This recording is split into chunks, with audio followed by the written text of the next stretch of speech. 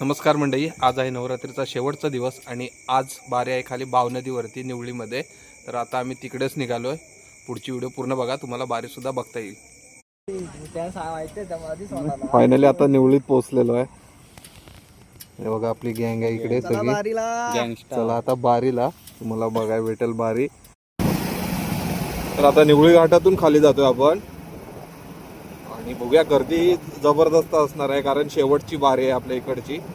गेले 9 दिवस आपण बाऱ्याच फिरतोय आणि आता ही शेवटची बारी. उद्या एक आहे मोहितेवाडीत, परंतु ही लांबची तर शेवटची आहे. तर बघूया. हे बघा आता इकडे वृंदावन हॉटेलच्या इकडे आलोय. आता जवळजवळ जाणार खाली थोड्यात 5 मिनिटात तुम्हाला बघायला मिळेल बारी.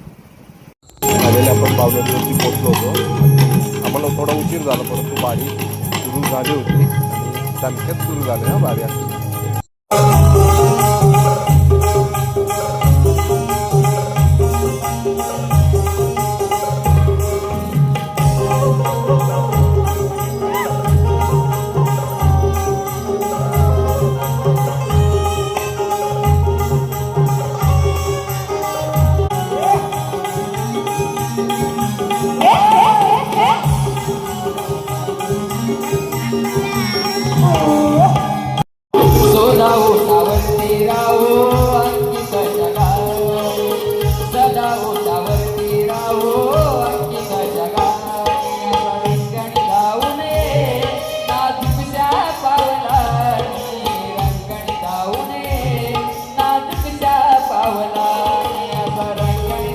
तर मंडळी, रात्री यायला बारीहून यायला साधारण 2 वाजले घरी यायला.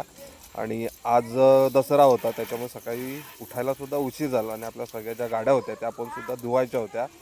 आणि नेमकी लाईट गेली होती. रात्री लाईट नव्हती, सकाळी पण लाईट नाही आली. त्याच्यामुळे गाडी बाहेर लावली रस्त्यावरती, बाहेरच कनेक्शन केलं आहे पाण्याचं. मस्तपैकी गाडी वगैरे स्वच्छ अशी धुवून घेतली.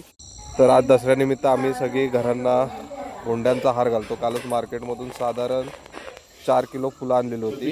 दादा इकडे माळ विणत होता आणि नवी पण विणलेली होती. दसऱ्याच्या दिवशी आपण सगळी घरात जे हत्यार असतील, मशीन असतील, त्यांना तोरणं बांधतो. आणि इकडे सगळी घरातल्या हत्यारांची पूजा करून घेतली. पूजा करून झाली त्याच्यानंतर प्रत्येक हत्याराला नैवेद्य दाखवला जातो. आणि ही कोकणातली दसऱ्याच्या दिवशी दाखवली जाणारी एक महत्त्वाची अशी परंपरा आहे, जी पूर्वीपासून चालत आलेली आहे. अशा प्रकारे म्हणजे कोकणात दसरा साजरा केला जातो. तुम्हा सर्वांना दसऱ्याच्या शुभेच्छा देतो. नवीन असाल तर लाईक करा, शेअर करा आणि आमच्या व्हिडिओला सबस्क्राईब करायला अजिबात विसरू नका.